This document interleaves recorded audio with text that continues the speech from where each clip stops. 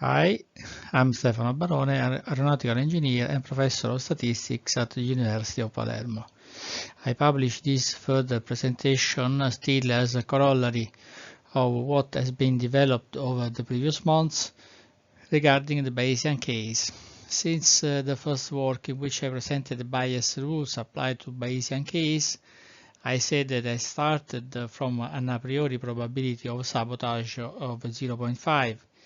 In addition, with the bias formula, there were conditional probabilities, for example, the probability of sinking in the absence of sabotage and the probability of sinking in the presence of sabotage, which had to be sized.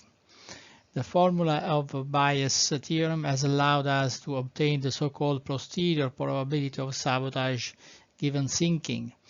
As a corollary, this time I focus on the a priori probability of sabotage because someone might ask, why did you give a probability of 0.5, which is a medium probability? In the past, I said that I had assigned this probability a bit as a neutral position with respect to the complementary event absence of sabotage. And I had also said that this probability derived from my state of knowledge. Remember that according to the Bayesian approach, probability is defined as the degree of trust that a consistent individual places in the verifying of an event, given his state of knowledge. In the past presentations, I have always said that this probability and therefore this degree of trust was based on a state of knowledge that derived both from my past studies and from my personal experience, and from what I had been able to understand by reading and listening to insights on channels that dealt with the story. In particular, I refer as always to the YouTube channel of engineer Ugo Notaro, who has followed this story from the beginning like me, and to his followers who have always and often interacted with him through interviews or through indirect communication or through comments left on his videos. At this point, I decided to try to put down on paper this state of knowledge that led me to express those probabilities. So I made a personal effort of memory and some facts came to my mind. On the other hand, I thought it was a good opportunity to brainstorm among several people, and so I thought of creating a simple survey with Google Forms in which I asked to indicate the anomalies that characterize Bayesian affair. I put the survey online and asked engineer Notaro if he wanted to highlight it on his channel, which he kindly did. Anyway, the survey is still online and I put the link in the description. At this point, I provide some initial results, having collected some feedback. At least 20 respondents participated, reporting one or more anomalies in their opinion. I have summarized these data, grouping them into three groups. The first group referred to before the sinking, the second group referred to during the sinking, and the third group referred to the after the sinking. In these three slides, I show the list of the anomalies reported by respondents that I will now quickly read, reserving the further comments if there will be the possibility with the engineer Ugo Notaro, who was involved in this analysis. Before the sinking,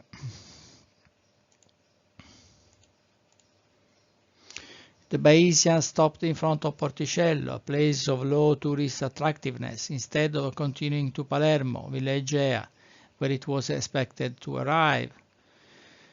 No weather alert had been officially issued, but the port authority did not allow fishing boats and other boats to leave, and so on and so forth. Crew was in normal standing and not prepared to bad weather, and so on. Okay, so there are I summarized in 15 major comments in terms of anomalies reported by respondents. Let's go to the second group. During the sinking, missed my day,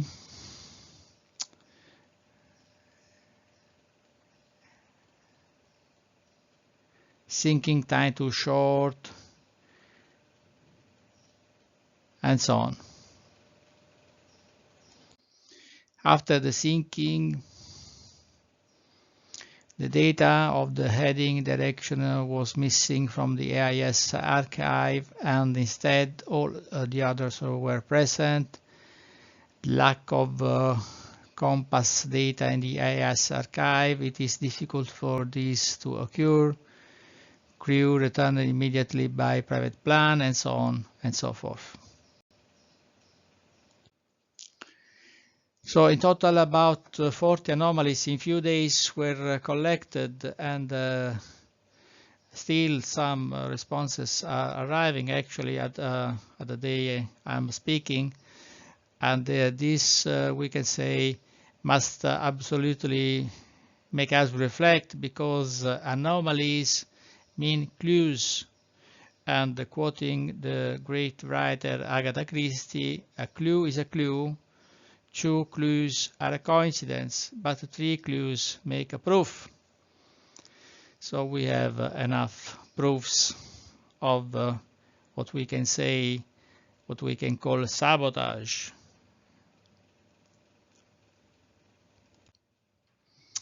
I conclude this presentation with a further element of reflection concerning the decision of an individual in a situation of uncertainty.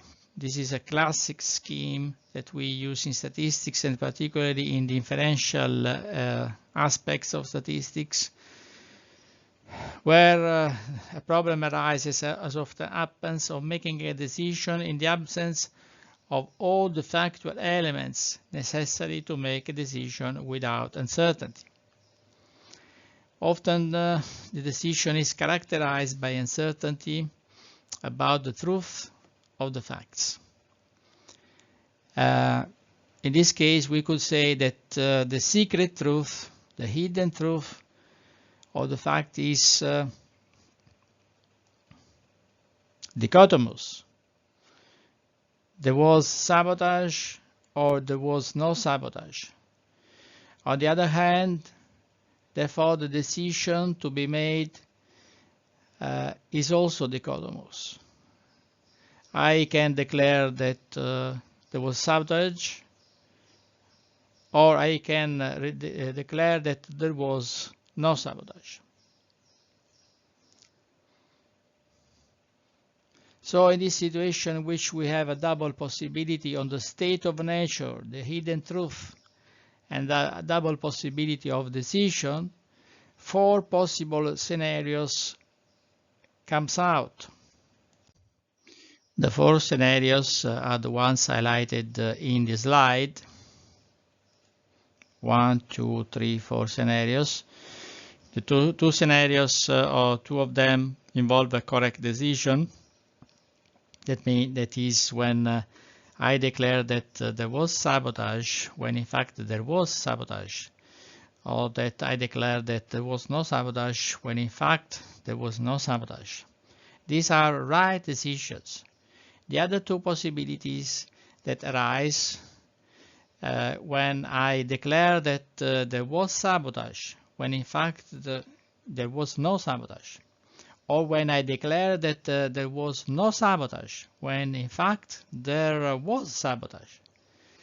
These last 2 cases are cases of error, and in literature they are all often referred as type 1 and type 2 errors, precisely to distinguish them, because they often represent 2 completely different scenarios. What to do in such a situation? Statistics as a science for decisions can also help us settle the matter. For example, the probabilities could be evaluated in the 4 cases. For the 2 cases of error, we normally speak of type 1 and type 2 risks. In addition to the probabilities, it is also possible to evaluate the costs resulting from the corresponding decision, where by cost we mean not only a monetary cost, but an overall and generalized cost that considers many aspects, being able to be seen as a cost for the community.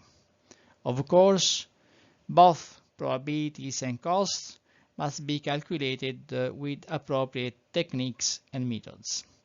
Thanks for your attention. Postscriptum. From my strictly personal perspective, having demonstrated it with the Bayes theorem, the probability that there was sabotage is equal to 1, but I also admit that the Bayes theorem cannot be used as the only evidentiary element in the appropriate venues.